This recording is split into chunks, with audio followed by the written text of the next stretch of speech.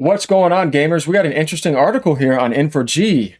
And there's some stuff to talk about here. We got 50 comments going on this. I don't know if you guys know, historically, N4G is definitely console war oriented and also has some funny articles, stuff that me and a close friend of mine will always laugh at too, because it always gets interesting. Definitely during the PlayStation versus Xbox console war when it's at its peak.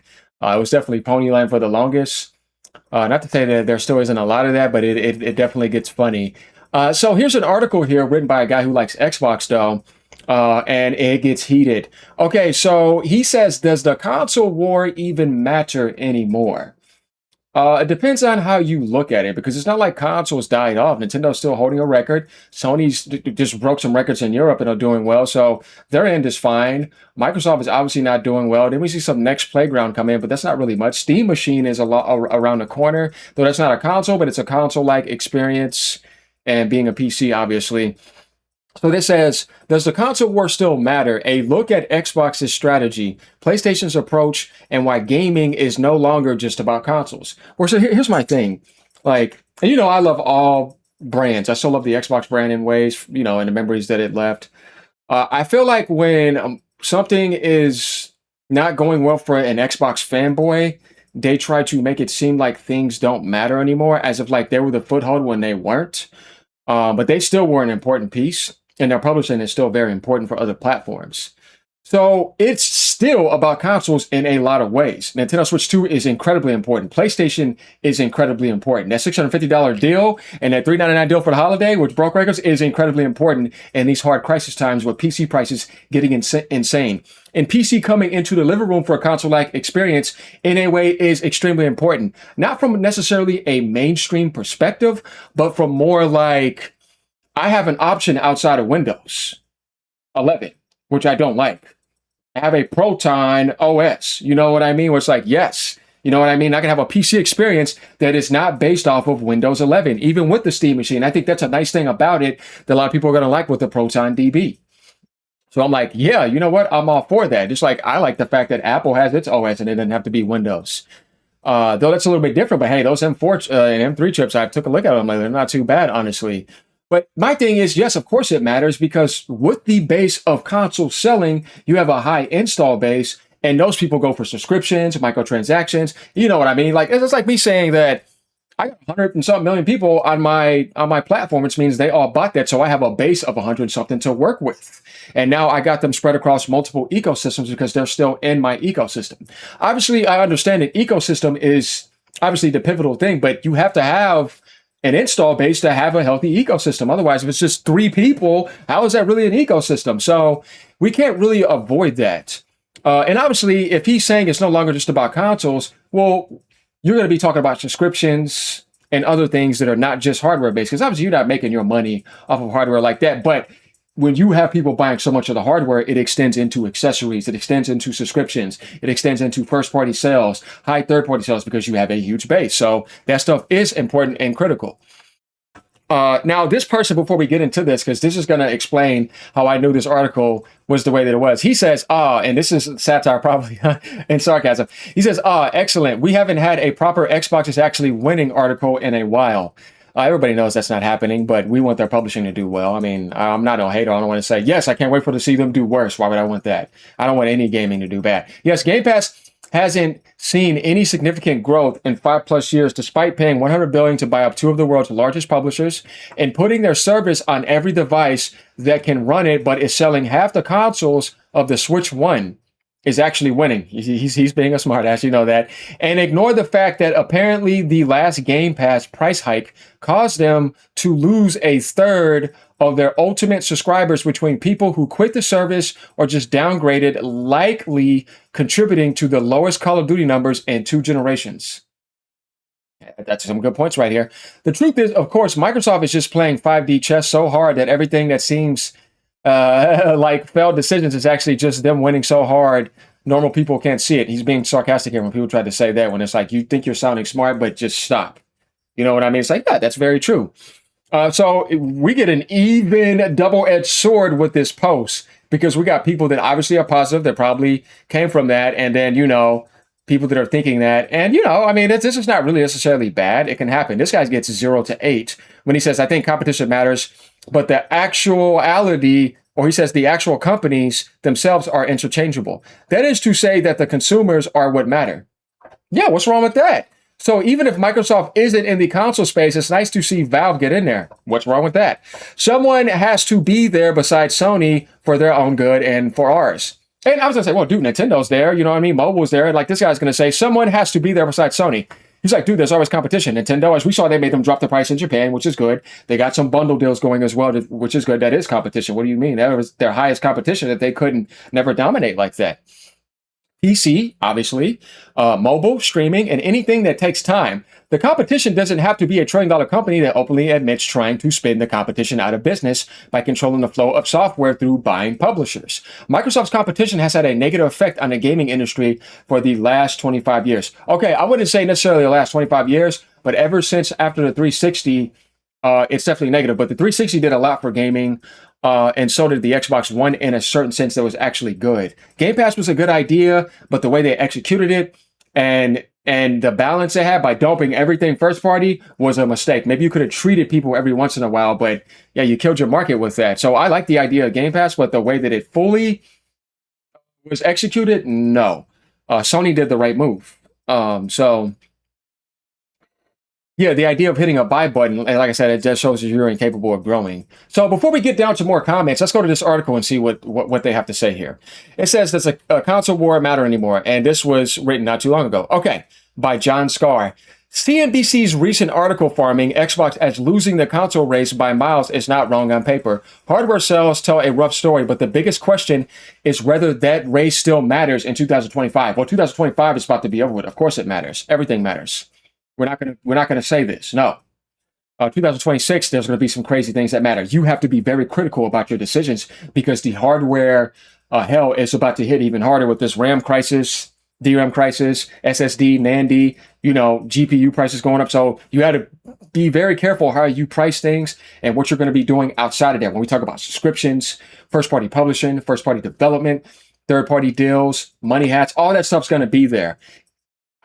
It matters. You know what I mean? So, and this guy says, and honestly, it feels like we are arguing over a scoreboard most people stopped checking years ago. I don't know about that. Why the console war made sense in the first place, he's saying. The traditional console war made sense when buying a box was the only way in. You picked a side, bought the hardware, and stayed there. Some people got both. But the thing is, it's not just about that because it's about the more exclusive identity for Xbox as well. And even with Sega when they were around. And what do I mean by that? Well, if you wanted those other games, the only way to get them was to get that. So it wasn't just about picking a side for everybody. No, there's some people that wanted everything because they want to play as much as possible. You can't put everybody in one pool like that. Most people wanted to play as much as possible. If you had it, you could do it. Or you went to your friend's house to do that. But who would not want more options if you can have it? Then you had people say, man, it's good enough. I'm picking this side and I'm sticking with it. And that's obviously a war aspect. And there's some people you can join into the war, but you're still playing both because you're a gamer and you just want the gaming experience. It's not really about who really wins, but it's about, are you missing out on that experience? Like the fear of missing out FOMO effect. That mindset still fits Nintendo and Sony. Exactly. Who's pretty much dominating and leading. And they always kind of were in a way. It was just nice to see Xbox get there from an American identity standpoint, which continue to build tightly controlled ecosystems around dedicated consoles. You want that more unique aspects, right? Like that, more creativity, and it's just good. Otherwise, it's just all the same bundled in. I don't really want that. Except obviously what benefits the consumer in a certain way. I don't mean that by not benefit the consumer, but you know what I mean. If you just bundle everything on one thing, you kill off all the innovation and creativity. That's not good. Their success is still closely tied to unit sales, but Microsoft is clearly playing a different game. Well, they don't have a choice. Why Xbox stopped treating consoles at the center? Dude, once again, everybody knows this is because you couldn't play that game anymore. If you were getting Nintendo numbers, why the hell would you do that? Doesn't make any sense to me. Xbox stopped treating the consoles or hardware sales from PlayStation and stuff like that. Consoles as the center of everything years ago. Instead, the focus shifted to access. Console, PC, handhelds, phones, smart TVs, and cloud gaming. Wherever you already play, Xbox wants to be there. No, dude, the problem with that is that you're confusing the market and it's an identity crisis, and that kills your ecosystem, along with Game Pass having games there day one. That's not good. It's only good if you still had your ecosystem healthy and you wanted to give people options within your ecosystem, kind of like Valve's trying to do, the way Sony has it and Nintendo has it. But they got to go third party now. So this is why Xbox no longer emphasizes console sales in public reporting. I mean, dude, no, man, it's because it's not looking good. What a fraud. What matters more now is how many people are playing, how often, and on which devices. Services like Game Pass say far more about Microsoft's priorities than quarterly console charts ever could. Way to damage control, dude. You're so full of it. The console war versus the reality of how people play now. I have to say, it has nothing to do with Xbox, it's just him.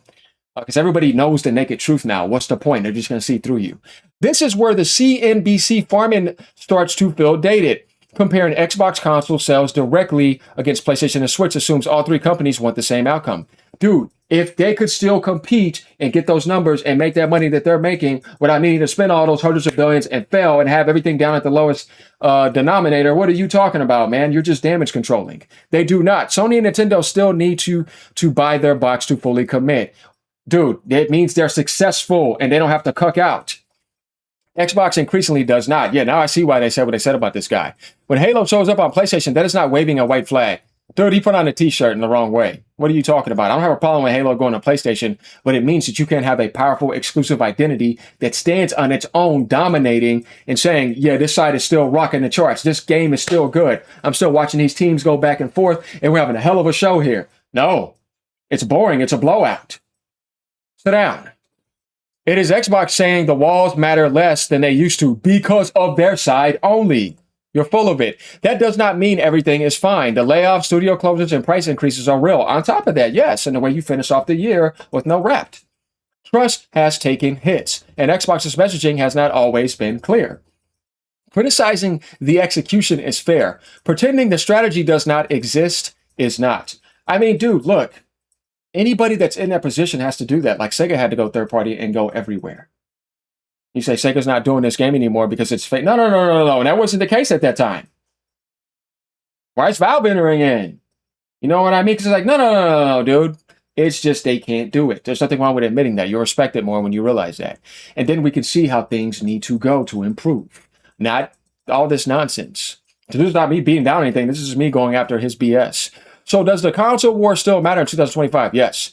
The bigger shift is this. The real competition in gaming today is not console versus console from an Xbox PlayStation standpoint, yes. It is ecosystem versus ecosystem. Subscriptions versus ownership. But if you don't have an install base, your subscriptions are low. That's why you had to go outside of your ecosystem and go on PC. And you got to put your stuff all over the place so that you can try to make that healthy because you couldn't do it standing on your own, like PlayStation Plus only, Nintendo Online only. You see what I'm saying? And Nintendo first party only and still selling more than all of you that went to all platforms, still ×3 on certain games. That's what I'm saying. You want that identity, but you can't get it. So subscriptions versus ownership, flexibility versus lock-in, time spent versus boxes sold. They're going to play more on that because they have a bigger install base. So if I got 100 million people all playing with all those hours clocked, no matter what you say, because you got a bigger base, you're multiplying that and you're winning in all those aspects. And if they're playing the same game as you, like PlayStation games going on PC and PlayStation games go on Nintendo, plus your ecosystem is still thriving, then you're booming outside of that and selling millions on there, millions over there with a still healthy ecosystem. You see, this is where you realize that Sony is smarter than Microsoft when it comes to that. So is Nintendo because they don't have to cuck out at all and they're still outselling them and they're even going on other platforms doing that. That's what I'm trying to tell you. Like, you got to really look at it that way and just be honest. It has nothing to do with what you like. It's about that's really how it's working. Where it's like, dude, if I could get 30 million sales on just my ecosystem only, are you kidding me? 40 million, 50 million? That's insane. Like Mario Kart 8 Deluxe getting 70 million now. It's insane. GTA numbers, you see what I mean? And even Rockstar's like, yeah, I'm putting my stuff on multiple platforms to get these sales, not one. So I'm trying to tell me where GTA sold like 70 million on one platform. Even though we know it sold a lot, but what I'm saying is that it's not just the game selling, it's because they wanted those cheap bucks, you know what I mean? And it costs less to get the game than it would to go just get things straight up. Whereas Mario Kart's selling straight up with no microtransactions. It's a whole different type of development of why that stuff matters. There's some bot stuff going on with that, man. It's weird. Even though we know it legitimately obviously sold 100+ million, and we ain't no haters over here. But I'm just saying, guys, like if we look at this in the right context, it all starts to make sense what I'm saying. So obviously things matter because when did that ever not matter? If you could still do that, you're going to do that. Why stop if you're still booming? If you still got it going and you're carrying on that long, people are like, man, it's still going. It's not outdated. No, it's just that you can't play that game and you're trying something that was too early. You're not Netflix. So it's not a question of outdated. No, no, no, no. This game is still more relevant than it's ever been. It's a matter of you can't do it anymore. So you move to something that you think is the future that is not here yet, fully like that, like VR and all that type of stuff. It's too early. It's not about also outdated. It's about way too early and it's not working for you, but it's working for Netflix because they made it happen. And the movie industry is not the video game industry, the TV show industry. You see what I mean? So I'm just trying to give you guys the highest intellectual response here that that's really what this is. Microsoft is not necessarily, I wouldn't say ahead if you're not ahead winning in a huge aspect, but you went to ideas that could seem like they're ahead, but they're not quite here yet. Just like you thought that they probably were ahead in Copilot. But what's going on right now? You see what I mean? When you're really ahead, you're actually winning and you're dominating and you got ahead of everybody. So you may have gotten the first start, but you're losing at the end of the race. You see what I mean? So that's what that is. So the more important question is whether Microsoft can make its Play Anywhere vision feel stable. I'm not a hater. Hopefully Xbox publishing is good because why would I not want more good video games? Vision feels stable, fairly priced, and worth committing to long term. That outcome will shape Xbox's future far more than who sells the most consoles this year. Well, you're talking about from an Xbox standpoint. They can't play that game anymore. So, and honestly, this is the race that actually matters. See, you're an Xbox fanboy, I can tell. And there's nothing wrong with that, but it's just like this is what he says, though. So I want you guys to let me know what you think about this. That's why I noticed this comment thread was like this. This guy says a competitive industry brings innovation and better products for the consumer, doofus, which is very true. He says, how many alt counts did N4G resident Jester make to spam this thread? I kind of feel like that's kind of weird. Like, what's wrong with a competitive industry brings innovation? That's very true. So you want a different innovation. Like Phil Spencer said, we're going to need hardware innovation. This is all just illusion and opinion. It's not truth. So it doesn't mean anything. And N4G can be like this, where it's like a children's playground, where I've seen people say some things, even when Xbox was actually doing good at a point, and because it was so PlayStation land, it'd be like 0 likes, 30 down likes. And it was a solid, post. And that does not mean that because you downvote something, that if something is true, that it also is negative. No, it just means that you're delusional. Just like if a million people believed in a lie and one person believed in the truth, that one person is right. And those billion people could just be in a delusion. And they're all grouped up thinking that they're feeling comfortable because somebody went and over like this. Like, no, that's not how the truth works, because that's a duality. It's just opinion. And opinion, it has no substance of truth in it. So it's up to you to decide what it is. So I can see a lot of people saying like, oh yeah, but everybody's agreeing. That don't mean it's the truth though. You know what I mean? So we got to really be careful when it comes to that. Competition brings out innovation and ingenuity, except, of course, if the competitors are greedy morons who couldn't build a decent video game to save their lives with unlimited budgets. I'm sorry, man, but that's a question of leadership, not the Xbox players or Phil Spencer or anything, because like I said, he did his job. And this guy said the same thing again. I think it's just more about that. I think maybe this guy may be a PlayStation guy. I don't know. I haven't been on N4G in a while, a lot like that. But we kind of get some ideas here.